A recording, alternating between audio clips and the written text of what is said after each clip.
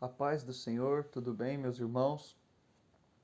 Estamos aqui para o último vídeo dessa série no livro de Jonas. Já foram os 3 primeiros capítulos. Hoje nós vamos para o 4º capítulo e último do livro de Jonas. Esses vídeos são resumos de pregações que foram ministradas aqui na ICPI Florianópolis. Eu espero que esteja falando contigo. Se você ainda não assistiu os outros vídeos, eu vou deixar o link na descrição. Então, vamos entrar no texto do capítulo 4 do livro de Jonas. O livro de Jonas é um livro que nos mostra um contraste entre o profeta de Deus e os ninivitas. Os ninivitas se derretem diante de Deus e Jonas se endurece diante de Deus. Os ninivitas correm para Deus, Jonas foge de Deus. Os ninivitas buscam a Deus e Jonas vai contra Deus. Os ninivitas esperam a compaixão de Deus, como foi o final do capítulo 3 no vídeo passado. E aqui nós veremos no capítulo 4 que Jonas se ira contra Deus. No capítulo 1 nós vemos que Jonas foge. No capítulo 2 Jonas ora. No capítulo 3 Jonas prega. E aqui no capítulo 4 de Jonas, Jonas se ira. No capítulo 1 tem um problema entre Jonas e o mar, tem uma tempestade. No capítulo 2 é Jonas e o peixe engole Jonas. No capítulo 3 é Jonas e o povo, Jonas prega ao povo. No capítulo 4 nós vemos Jonas diante de Deus. Se o livro acabasse no capítulo 3, Jonas seria um exemplo. Alguém que fugiu, orou, Deus salvou e pregou a mensagem. Mas tem o capítulo 4. O capítulo 4 irá nos mostrar sobre o homem de Deus, entre aspas, o que tem muito hoje, né? O que os homens de Deus têm? Em primeiro lugar, os homens de Deus que temos hoje não imitam a Deus. Se você observar o versículo 1 do capítulo 4, quero que você leia aí na sua casa comigo. Leia comigo o livro de Jonas. Com isso, desgostou-se Jonas extremamente e ficou irado. Olha que contraste. No versículo 10, nós vimos que Deus se afastou do furor da sua ira. Deus não se irou por conta dos ninivitas terem se arrependido, mas Jonas ficou irado. Ele não imita Deus. O Deus de Jonas se afasta da ira. O profeta se ira. E por que Jonas irou? Em primeiro lugar, porque os ninivitas se converteram e ele não queria a conversão dos ninivitas. Em segundo lugar, Jonas se ira porque ele ficou desgostoso com a bondade de Deus. Jonas ficou irado porque os ninivitas se converteram e Deus teve compaixão. Será que a gente não é assim? Nós não nos iramos quando Deus salva quem a gente não gosta. Deus usa quem a gente não gosta e nós ficamos irados. Nós pregamos e os ímpios se convertem e os nossos filhos. Eu não tenho filho, né? Mas os filhos dos crentes não se convertem. Os nossos familiares não se convertem e outros se convertem. Às vezes nós falamos, Deus, porque o Senhor fez isso. Salvou aquela pessoa que eu nem conheço e o meu filho o Senhor não salva. É isso que Jonas está fazendo. Ele está irado porque Deus salvou os ninivitas e Israel estava em idolatria.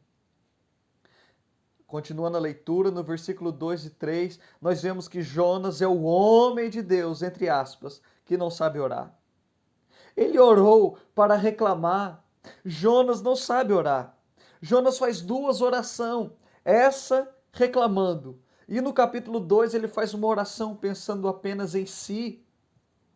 Ele pede socorro para si e reclama quando Deus não faz a vontade dele. Essas as orações do profeta. Ele faz uma oração querendo se justificar. Senhor, não foi isso que eu disse? Olha o que ele está dizendo. Eu estava certo, Senhor. O Senhor está errado. Eu sabia que o Senhor ia perdoar, por isso eu fugi. Por isso eu não queria pregar para esse povo. Eu sabia que o Senhor iria perdoar eles. Ele ora dizendo Senhor, tu és Deus clemente, misericordioso, tardio em irar-se e grande em benignidade. Ele estava querendo falar que o que Deus era uma fraqueza. No versículo 2 e 3, ele está dizendo: eu estava certo, Senhor. Eu estava certo em fugir. O Senhor é muito bonzinho. Eu sabia que o Senhor iria perdoar. O Senhor tem que ser mais duro um pouco. O Senhor é muito bom. O Senhor é muito bom. Só para abrir um parênteses, Paul Washer uma vez disse que a frase que nós devemos temer é que Deus é bom. Porque Deus é bom e nós somos maus. O problema de Jonas é que ele sabe que Deus é bom e não teme a Deus. Ele não teme. Porque ele está dizendo: olha, Senhor, eu sabia que o Senhor iria perdoar. Eu sabia que o Senhor era clemente, por isso eu fugi. Nós às vezes dizemos que Deus é bom, mas não tememos a Deus que chamamos de bom. Cuidado com as orações. Saiba orar. Então Jonas, no versículo 4 e 5, questiona Deus. Aliás, Jonas é questionado por Deus. Deus questiona Jonas. Ele fala no versículo 4: é razoável essa sua ira, Jonas? Deus pergunta para Jonas: tem lógica isso, Jonas? Tem lógica você ficar bravo porque eu salvei alguém da morte? Tem lógica, Jonas? Jonas não responde, foge para fora da cidade. Aí o final do versículo 5 ele diz: até ver o que aconteceria à cidade. Jonas é aquele tipo de pessoa que não quer mudar, mas espera que Deus mude por ele. Jonas não responde a Deus, ele foge, vai para fora da cidade, faz uma tenda ali para ele, se repousa e quer ver a cidade ser destruída. Ele está dizendo: Senhor, o Senhor vai ter que destruir, eu vou ficar aqui vendo o Senhor destruir a cidade. Jonas, ele sai da cidade querendo dizer para o Senhor: olha, Senhor, o Senhor tem que mudar, o Senhor não pode salvar eles, eu vou ficar aqui vendo o que o Senhor vai fazer. O que tem de homens, entre aspas, de Deus, que não muda e quer que Deus mude. Irmãos, mude. Mude a sua vida, mude os seus planos. Não espere que Deus mude a vontade dele, os planos dele. Mude você. Mude você. Jonas, além de ser alguém que não sabe orar, que não imita Deus, Jonas, além de querer que Deus mude, ele é alguém que se alegra apenas com benefícios próprios. Olha para você ver. No versículo 6, Deus faz uma planta. Vamos abrir um parênteses. No capítulo 1, versículo 4, Deus faz uma tempestade. No versículo 17, ele faz um peixe, prepara um peixe. E no capítulo 2, versículo 6, ele faz Jonas subir da morte. Então esse Deus é um Deus que faz. O nosso Deus faz as coisas. Ele fez uma planta para Jonas, para dar uma sombra para Jonas. E olha o que o texto diz: Jonas, pois, se alegrou em extremo.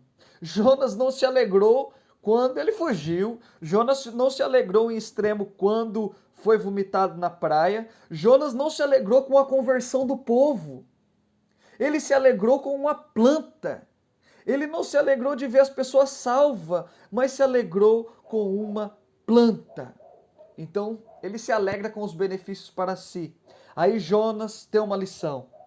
Deus manda um vento, manda um verme que come a planta, destrói a planta, seca a planta, manda um vento quente sobre a cabeça de Jonas e ele está a ponto de morrer. Ele fala: melhor é morrer do que viver. Jonas era um homem que gosta de morrer. Esse queria morrer. No versículo 3 anteriormente, no capítulo 4, ele também pede a morte. Quando ele estava na prova, no capítulo 2, ele ora pedindo a vida, mas quando Deus não faz o que ele quer morrer. Ele quer morrer. Sabe por que ele quer morrer? Porque Deus matou uma planta. Irmãos, chegamos ao quinto ponto. Jonas, além de se irar quando Deus se afasta da sua ira, além de Jonas orar de uma forma terrível, além de Jonas ele querer que Deus mude em vez dele mudar, além de Jonas se alegrar com uma planta em vez de se alegrar de ver pessoas salvas, Jonas é o homem de Deus que não ama o que Deus ama. Deus questiona Jonas novamente no versículo 9: é razoável essa tua ira, Jonas, por causa de uma planta? Aí ele responde: é razoável a minha ira até a morte. Jonas queria dizer: sim, Senhor, eu estou certo, até morrer eu estou certo. Nós fazemos isso, irmãos. Às vezes Deus nos questiona, aponta o nosso erro e nós falamos: não, nós não estamos errados, eu estou certo até a morte. Então, no versículo 10 e 11, a lição que Deus dá a Jonas é a seguinte: ele pergunta: Jonas, você tem compaixão de uma planta que não te custou trabalho, não fez crescer, e eu não vou ter compaixão da grande cidade de Nínive, com mais de 120 mil pessoas? Deus fala para Jonas: Jonas, você pode ter compaixão de uma planta, e eu não posso ter compaixão de 100 mil pessoas? Irmãos, cuidado. Cuidado em amar mais as coisas do que a pessoa, do que as pessoas. Muitas pessoas, ao ver alguém maltratando um animal, eu não estou dizendo que é para maltratar, preste bem atenção, é completamente errado e pecaminoso maltratar os animais. Mas alguém vê alguém maltratando os animais e fica triste, como deveria mesmo ficar triste, e chora. Mas quando vê um ser humano maltratando o outro, não fala nada. Muitos por aí defendem a vida dos animais, mas inclusive nesses dias, um homem maltrata um motoboy e muitos não falam nada. Muitos choram ao ver um animal morrendo. E quando morre alguém ou um criminoso, fala: bandido bom é bandido morto. Da onde isso, meus irmãos? De onde nós tiramos que as coisas valem mais que as pessoas? É isso que Deus está questionando Jonas. Jonas, você ama uma planta e não ama as pessoas? E o interessante é que o livro de Jonas não tem uma resposta para essa pergunta. Ninguém responde. Será que... E essa pergunta, então, que ninguém responde, ela é feita ao leitor. O leitor deve responder essa pergunta. E eu vou simplificar essa pergunta. Deus está nos perguntando: você se ira com aquilo que Deus se agrada? Ou você se agrada com aquilo que Deus se ira? Você ama as coisas mais do que você ama as pessoas? Você se importa mesmo com aquilo que Deus se importa? E por fim, ao ler todo esse livro de Jonas, que o profeta foge e não quer ir a Nínive, mas Deus leva ele, e Deus salva os ninivitas, e Jonas fica bravo com isso. A pergunta de Deus para nós é: você ama aquilo que Deus ama? Que Deus te abençoe. Um forte abraço. Leia esse livro de Jonas. Deus pode falar muito com você. A palavra dele é viva e eficaz. E até a próxima série, que será no livro de João, Evangelho de João. Eu já estou pregando esse livro aqui na igreja, e que Deus te abençoe, e eu te encontro nos próximos vídeos.